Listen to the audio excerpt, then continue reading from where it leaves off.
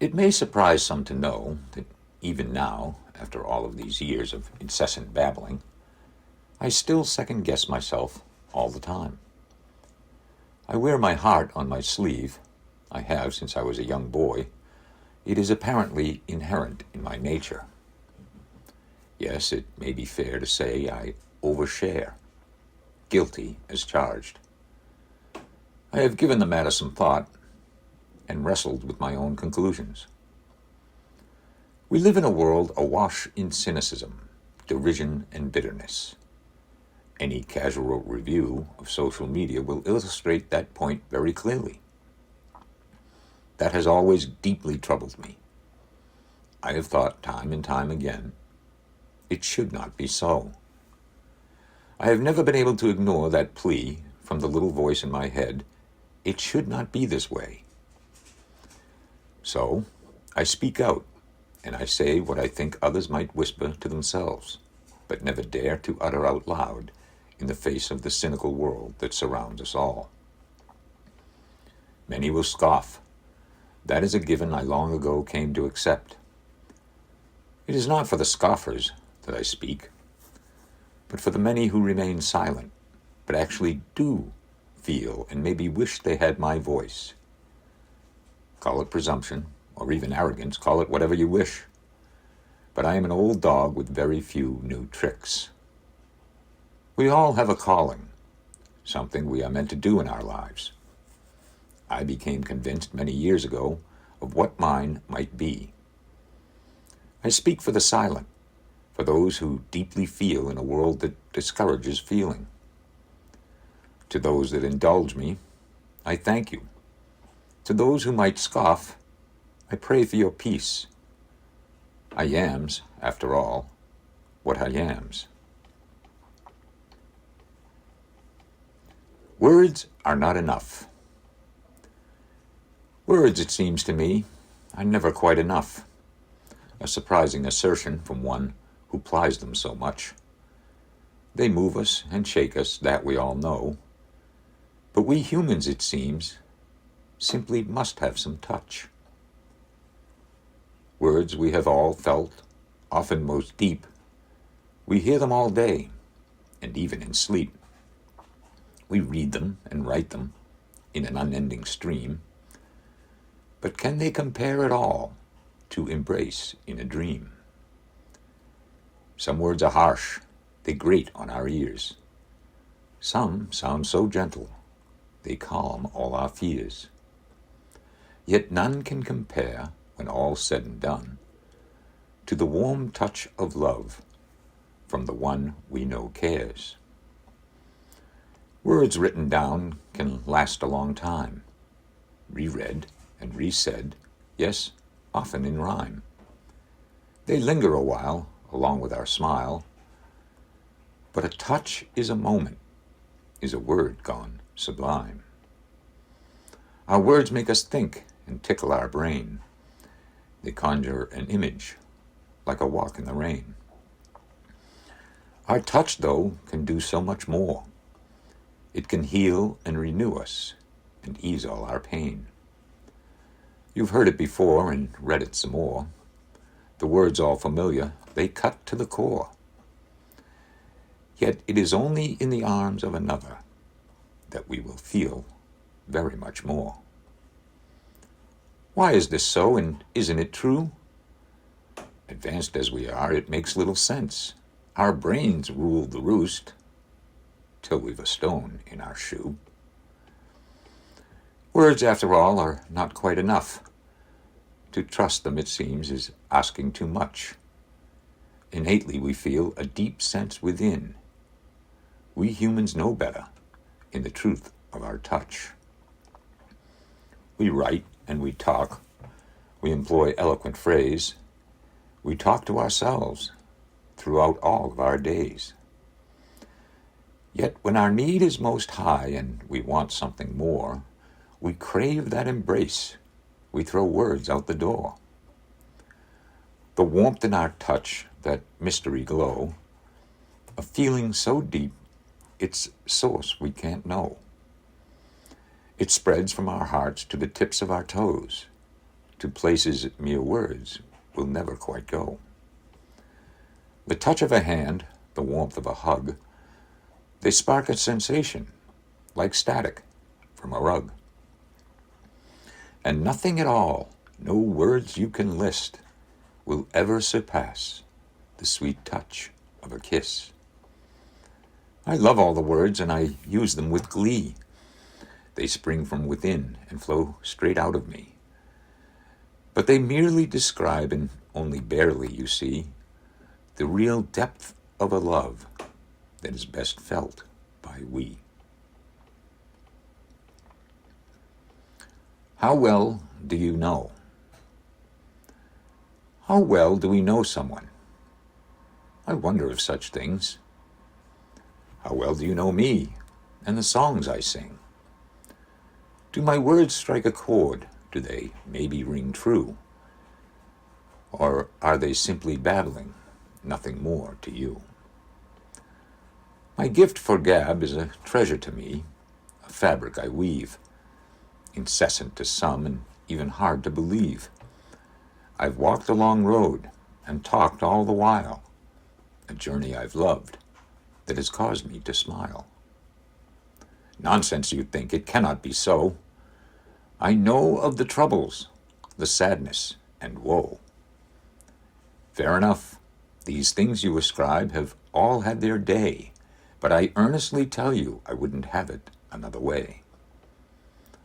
How well do you know me and the songs that I sing? Do you know the real value or the message they bring? Do you think it all syrup, the words that you hear? Does he really believe? Is he being sincere? I assure you, my friends, it's all from the heart. I've watched and I've learned and grown into my part. The struggles were real and tested me sore, but victory is mine, of this I am sure. A whisper to your soul is what I intend, to quiet the tumult and be a good friend. This is what matters when all's said and done. So much we have been given all those days in the sun. Pick up your pace, you've still got a while. Put on your armor and lead with your smile. The road left before us is ours to be made. The memories we'll leave are those we have laid. How well do you hear me and the songs I have sung? When the bell stops ringing, for whom was it rung? I'll sing to your soul, that is what I do. The rest, you well know, is all up to you. Contemplating our connections. There are, it seems to me, people that the good Lord puts in our lives simply because they bring out the best in us. They do, in fact, complete us. These are not by any means limited to romantic partners, although some are fortunate in that regard as well. They are close, lifelong friends, family members, and yes, even the occasional stranger, and the effect they have on us is profound, especially so if we have the good sense to recognize them. We all lead such busy lives in these modern times. We go through our daily motions and lives, practicing good courtesy, meeting social and family obligations, and even holding the door for that stranger, all as part of our own efforts to get along in a civil society, to follow the rules, and essentially play the game well. I think perhaps there may be much more to it than all that. I think there is so much more, and profound purpose in all of it.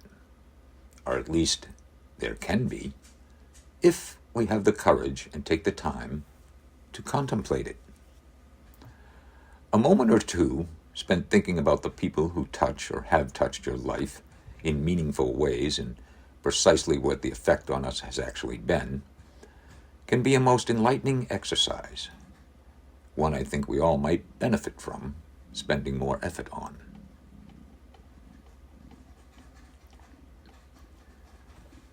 Little old men. Two little boys red and blonde, through all the years, a lifelong bond. Quick and bright, frail and wild, sure and calm, firm and mild.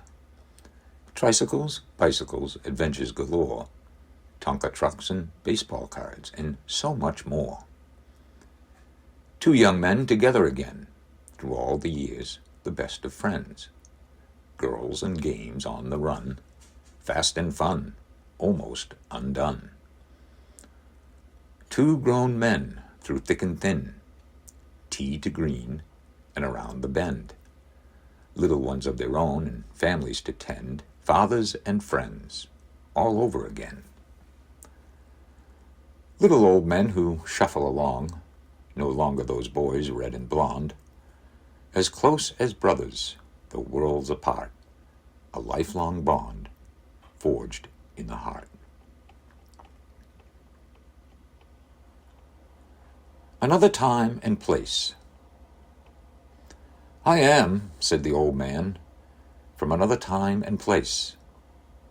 The truth of it all can plainly see. His story, his rhyme, deeply etched in the lines on his face.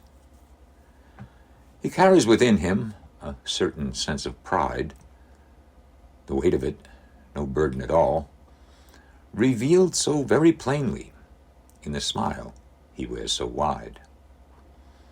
He walks with his memories of all those days of old.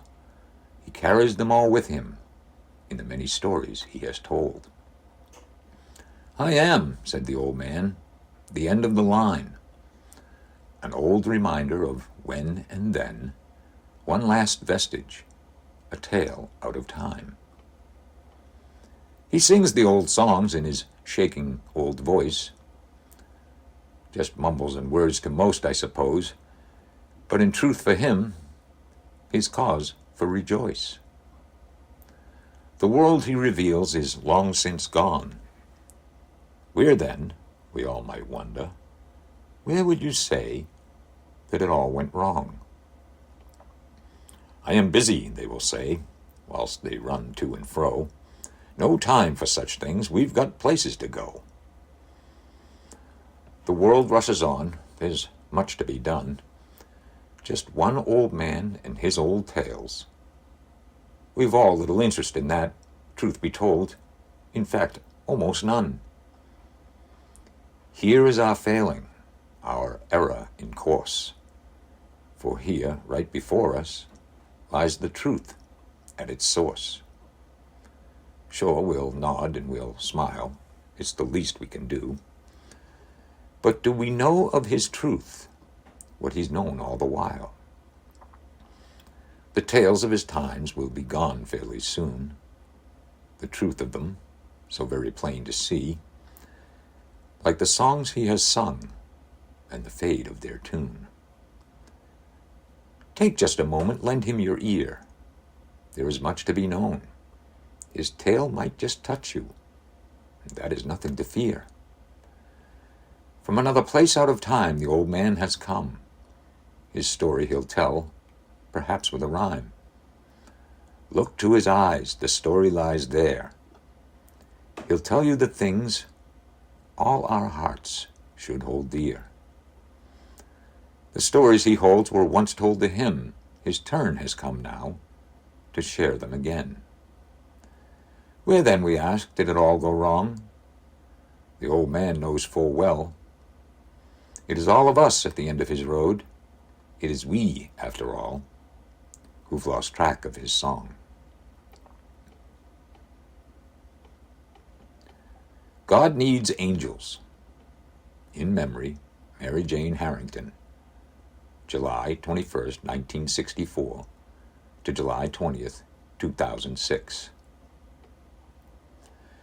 Webster's dictionary defines angels as messengers of inspiration from God.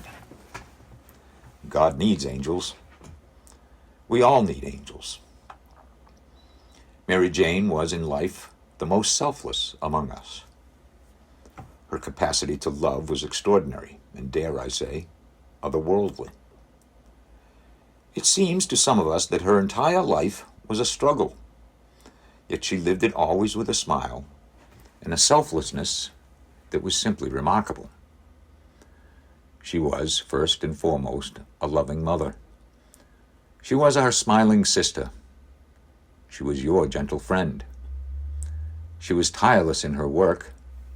Perseverance and courage were her shields. At 19 years old, she became a mother.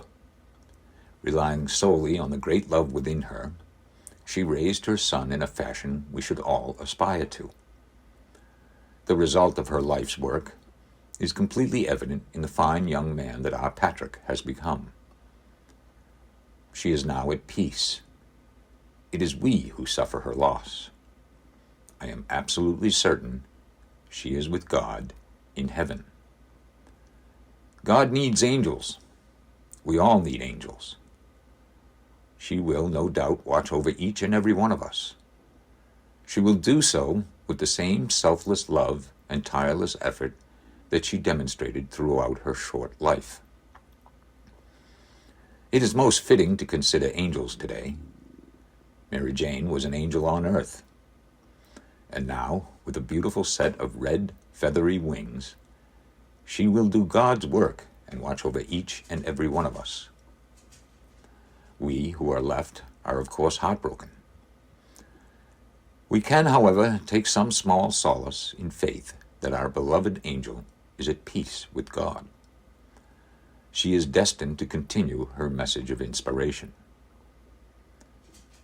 This is the work of angels, a task our Janie is perfectly suited for. May she rest forever in peace and watch over us all. I often wonder and ask myself why I bother to share some things I write. It's a valid question, and even a troubling one at times. I realize that very few of the world's billions will actually care, but I do it anyway. I guess the answer lies in what it does for me to do so, what I selfishly gain from it. In writing and sharing my thoughts, I gain, reshape, and reinforce my own perspective. I have a strong yearning to do so. This year would mark my eldest brother John's 70th birthday. We lost him almost 15 years ago. He was only 55 years old, far too young. Johnny was never shy about expressing his own views on things. He taught me a great many things in his short life, both in his experience and in his role as my big brother. Among those many lessons was his teaching me about the value of the perspectives of others. When I contemplate or think outside my own limited box, I am, in some ways, continuing my discussions with my eldest brother. I am thinking, something Johnny would very much appreciate. He taught me to open my mind, to consider alternate perspectives, and to recognize that we need not always agree and can still have great love and appreciation for each other. He was a very intelligent man who lived a short life, overflowing with experiences that helped shape him. We often debated on issues of the day, and despite being just his littlest brother, he never dismissed my point of view. He always listened, thought about what I might have said, and responded with his own take on things in a manner that made our differences of opinion not at all a burden, but rather a bond. To this day, I find that remarkable. I enjoyed him very much and loved him very much. I miss him still, but am increasingly grateful for the role he played in our family and in my own life. We are all a composite of not only our own experiences, but those of important others who helped shape us. Johnny remains a very important part of who I am. So I will keep on being me. That would please Johnny, and I think honor him too. Rest in gentle peace, my brother, and keep them all smiling in heaven. Johnny's laugh. Johnny, Johnny, don't we all know how Johnny loved to laugh? Of all the things he did so well, and many that they were, the thing our Johnny did the best was when our Johnny laughed. Return us now to Anchorage Road, around the kitchen table. A cigarette, a story told, his mouth agape, the tears they rolled. We little ones will say once more, tell us, Johnny, tell us more.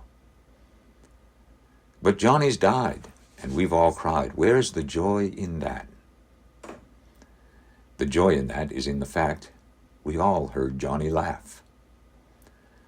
So wipe your tears and grieve no more. Remember to laugh, laugh like before. Smile for him and laugh for him, and our Johnny will laugh forevermore. Contemplating suffering. Among the greatest challenges we humans face in trying to make sense of things in our world are the numerous questions and contradictions presented with the concept of suffering. We have all wondered, how could a loving God allow for so much of it in this world? And then perhaps even more often we ask, why me? Admittedly, trying to understand or even simply accepting our suffering as part of a bigger picture, or even as a crucial part of our lives and purpose, is a very daunting task. The Bible, in its incredible wisdom, tries very hard to explain it all in ways we can understand, and of course no more completely than in the story of the crucifixion. The unwarranted, seemingly unjustifiable suffering of Jesus, at first glance, appears to be a simple tale of mankind's capacity for barbarism and cruelty. It is, however, so much more than that. In the crucifixion, truth is revealed to any and all that have a desire to see it. Jesus suffered and died on the cross as an act that serves as the ultimate teaching moment. In our lives, we learn not through flattery, adoration, or amusement of those around us.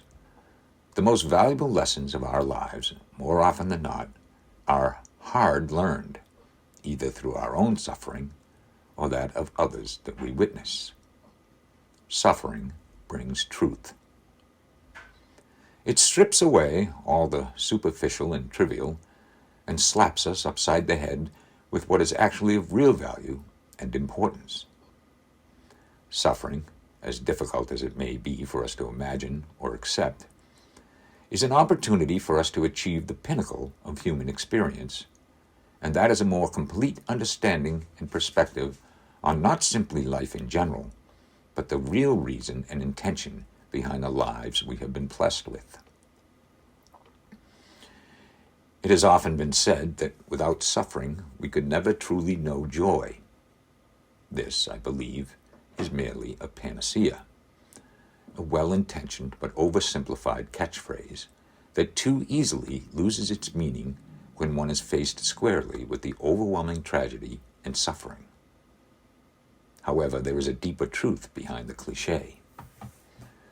The deeper truth is that without our individual and collective suffering as human beings, how would we ever begin to fully understand the great and glorious gift that life actually is, in its totality?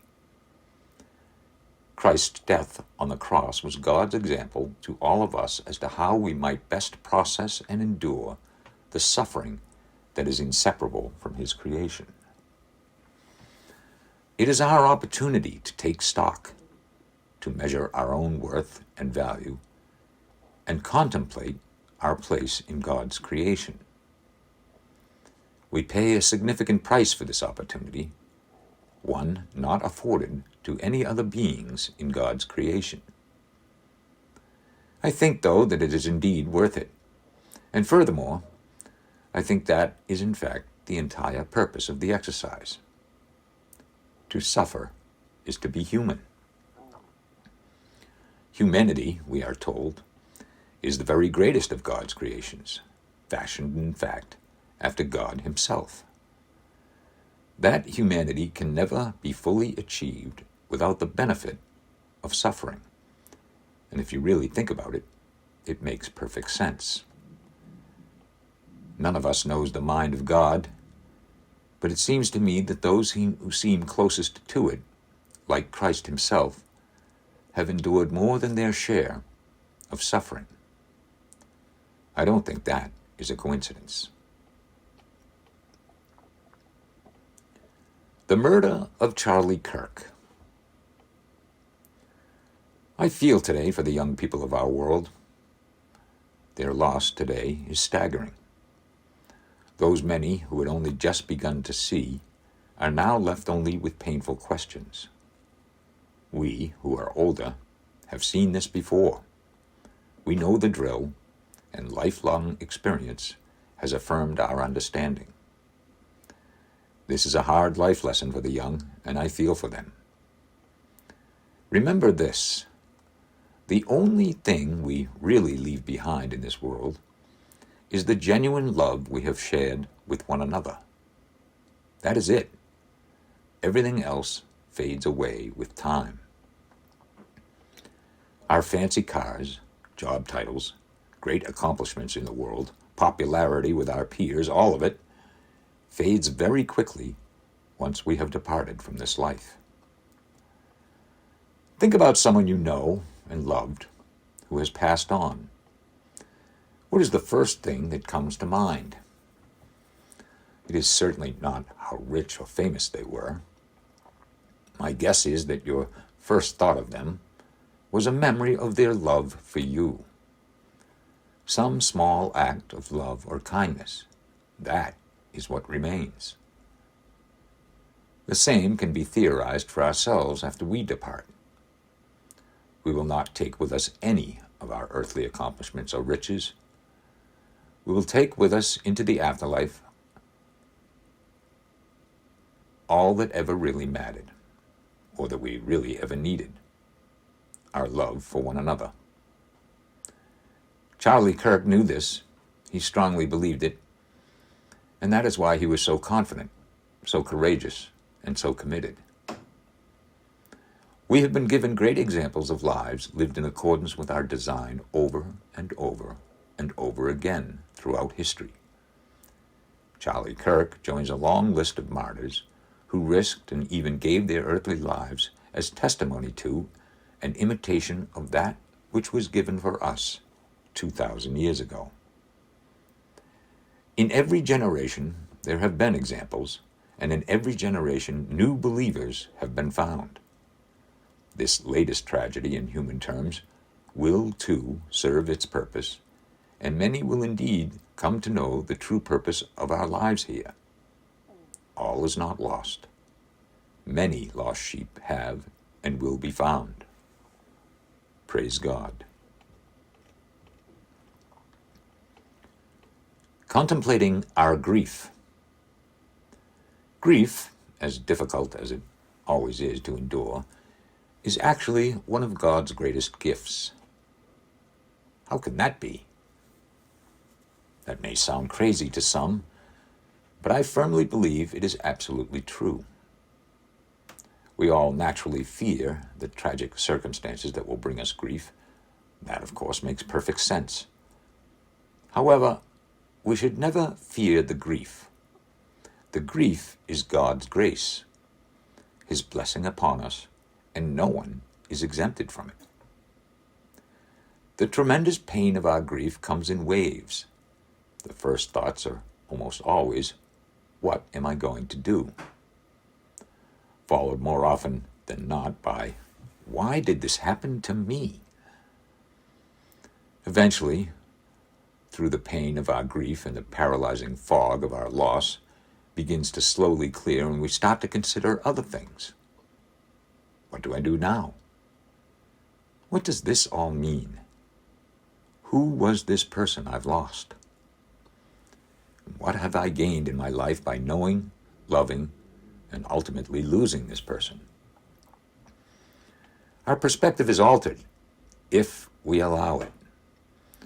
we begin to see so many things, even little things, very differently.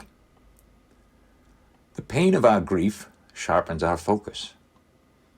It forces us toward awareness of a great many things that have simply flown by us so quickly in the past that we only barely notice them, if at all. As we age, we continue to live through many occasions to grieve. We lose people, pets, dreams, and yes, even things that are dear to us. Each and every time this happens, we are presented with yet another opportunity to climb the steps toward wisdom. This may be why the very elderly seem so much better at handling grief and consoling it in others. The pain of our grief sharpens our focus. It forces us towards awareness of a great many things that have simply flown by us so quickly in the past that we only barely notice them, if at all. As we age, we continue to live through many occasions to grieve. We lose people, pets, dreams, and yes, even things that are dear to us. Each and every time this happens, we are presented with yet another opportunity to climb the steps towards wisdom. This may be why the very elderly seem so much better at handling grief and consoling it in others. They seem to do so with a gentle grace and dignity that we, who may be younger, cannot quite fathom. So though none of us would wish an occasion of grief on anyone, it is just too difficult, we all should, when called upon by circumstance, fully embrace and share that grief with those who suffer, recognizing that it is yet another opportunity for us to earn grace and wisdom for ourselves. Our God does indeed work in mysterious ways far, far beyond our limited human capacity to understand. He does, however, provide us with essential tools to assist us in gaining some understanding, and the gift of grief is one of the most important of these tools. When circumstances thrust grief upon us, if we are wise, we will fully embrace it.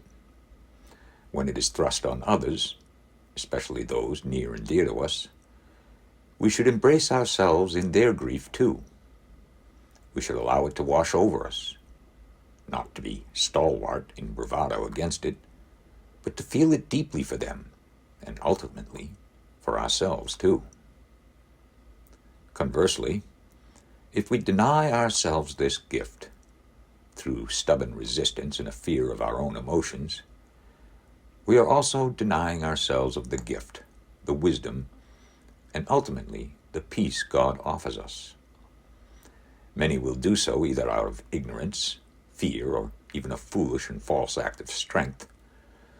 That will only lead to feelings of emptiness, loneliness, and even bitterness as life's many challenges overwhelm them. It is a sad but all too common error in judgment. Our grief is a glimpse at God's grace, an arduous step up the stairway to wisdom and to God Himself. It is every bit as vital to our earthly experience as every joy, and our lives would be woefully incomplete without it.